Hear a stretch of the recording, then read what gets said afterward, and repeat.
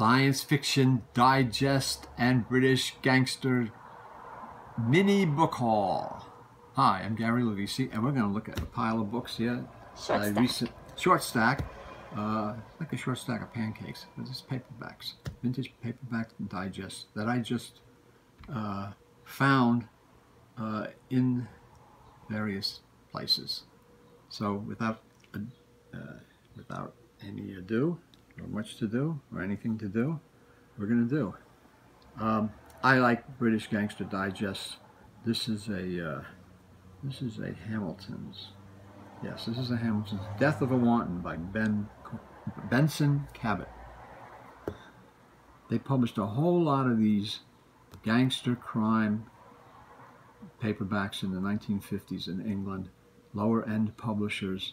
They were kind of sleazy, the books, but they were hard-boiled crime. They all had good girl art covers, some of them by Heed, Pearl, other great collectible artists, and a whole bunch of this stuff that's really hard to find.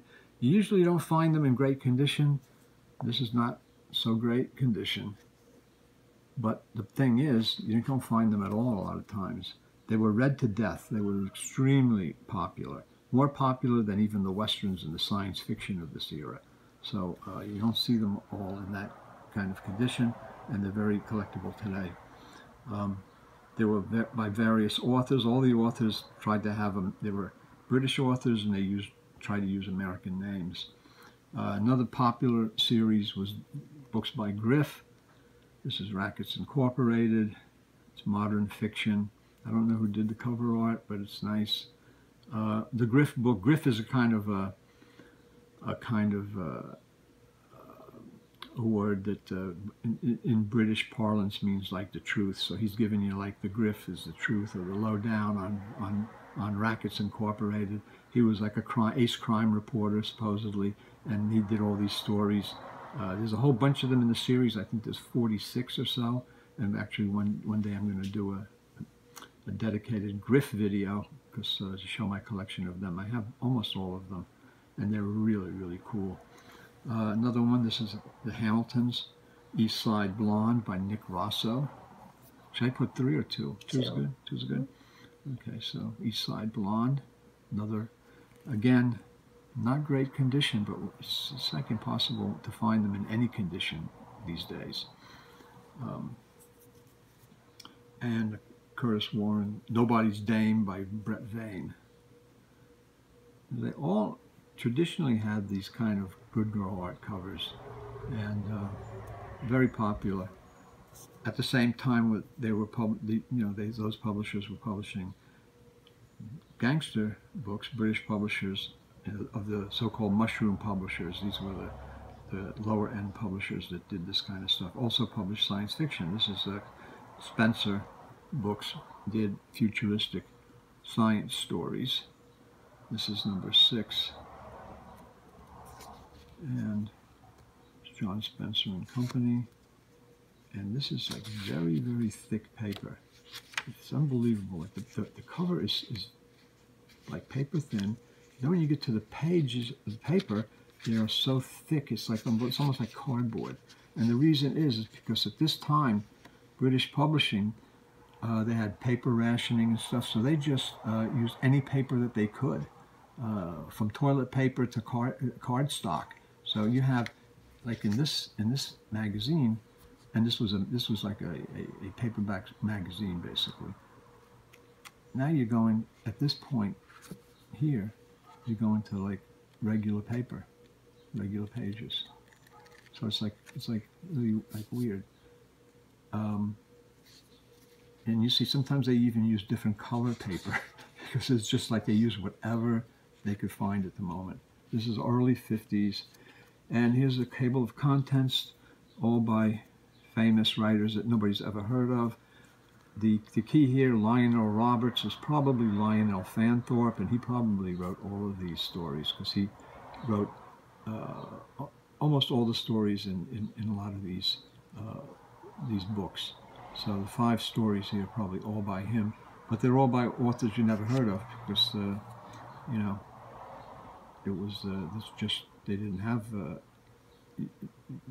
the authors had no There were pseudonyms, and this guy T.W. Wade is on the cover here.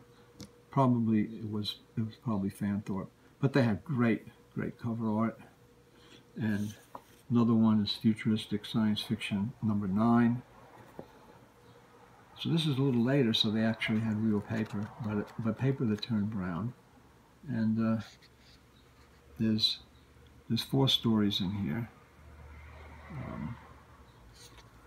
and they had good titles. Pioneers for Saturn, Slaves in Space, Journey to Tomorrow, and Power Politics. Those I don't remember. I don't recall if these are by Fanthorpe, but the Lionel Roberts is probably a dead giveaway. Now we're going to go to some American science fiction digests. Science Fiction Adventures for September 1953, and has some good stories by C.M. Kornbluth, Robert Sheckley,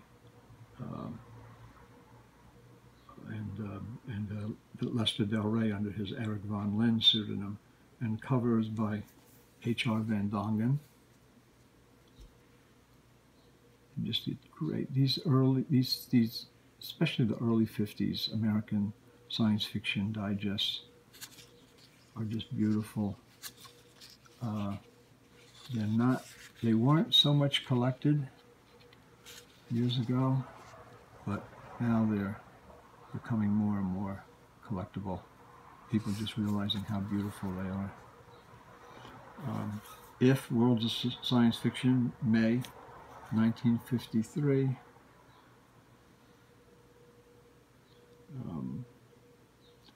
Stories by William Campbell Galt. Crime author William Campbell Galt wrote a science fiction novel. Arthur C. Clarke, Alan E. Norse, Chris Neville, James McKinney, another crime writer, writing science fiction.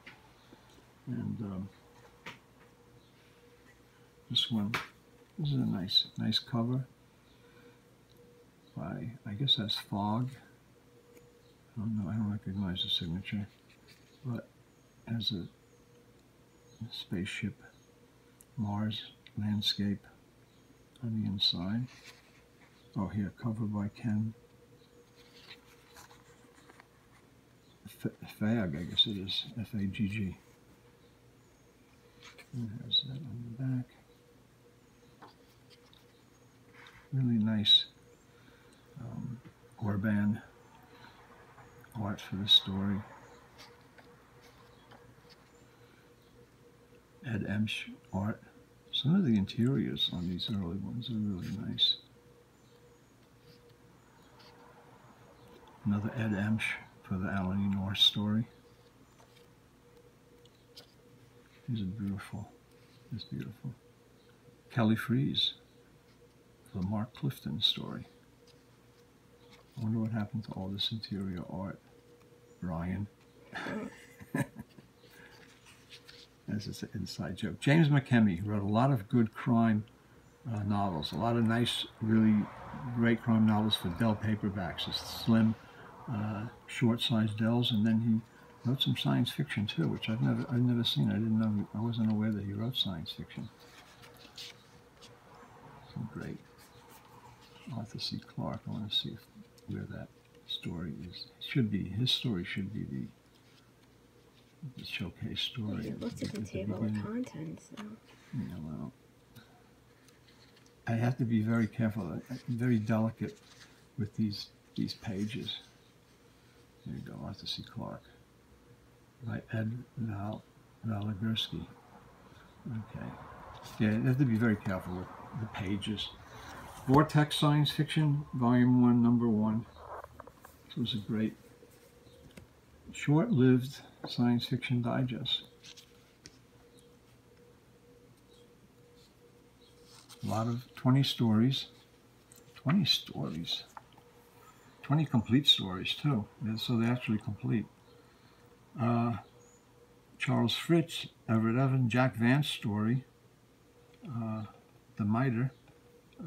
There's a Bryce Walton, Lester Del Rey, Alfred Kopel, Milton Lesser.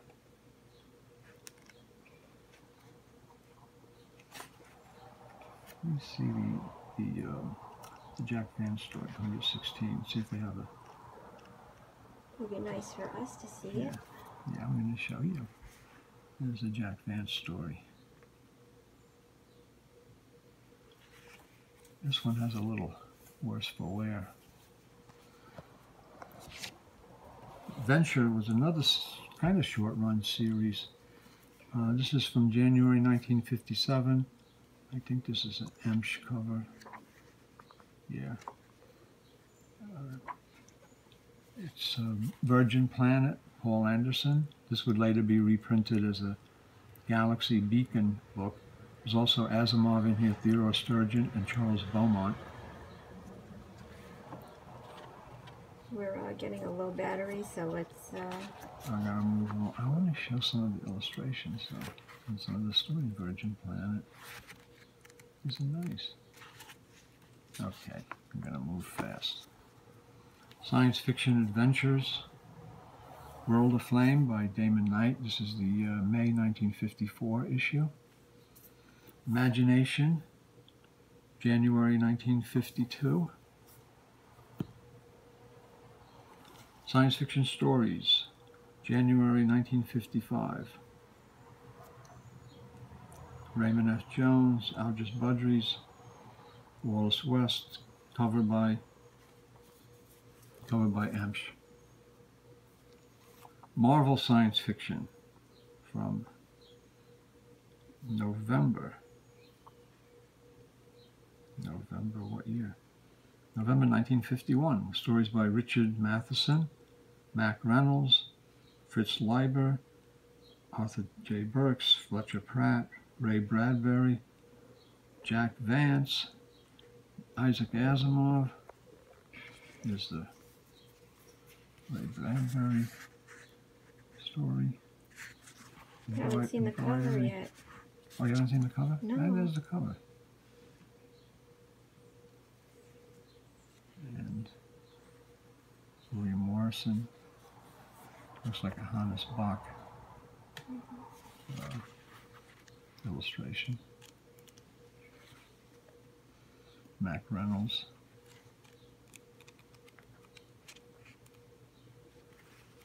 This is nice. They have something about the authors. Richard Matheson. If we get cut off, everybody, you know, just I'm going to go quick. Saturn magazine of science fiction. So this is the March 1957 issue. This is actually #1 and has the Jules Verne, Noel Loomis, Robert Silverberg story. Interesting about Saturn was they changed the name from Saturn to Saturn Web, and then they dropped the Saturn, they became Web mystery magazines. Because of when you had a magazine with the post office, you mailed a second-class publication, and the publishers, if they started a new magazine, it cost them a lot of money to fill out all the paperwork and submit all the documentation. But if they just changed the name, the title of the magazine, that's why you see a lot of the pulps, where you'll see like a science fiction magazine, all of a sudden it becomes a crime magazine, or a crime magazine becomes science fiction, because they just change the registration with the post office for the title. And that cost them very little compared to what it would cost them if they discontinued the magazine and started it up as something else. So Saturn magazine became Saturn Web, and then it changed again to, they got to drop the Saturn, and it became Web Detective, and it became a hardboiled crime magazine. But this is the first issue. It started off as a science fiction magazine, and this is another British, covered by Powell, Arthur C. Clarke story.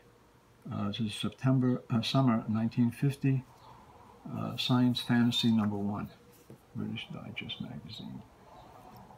So there you go. That's my small mini haul of science fiction digests and British gangsters. I hope you enjoyed them, and if you did, give us a thumbs up, and see you next time. Thank you.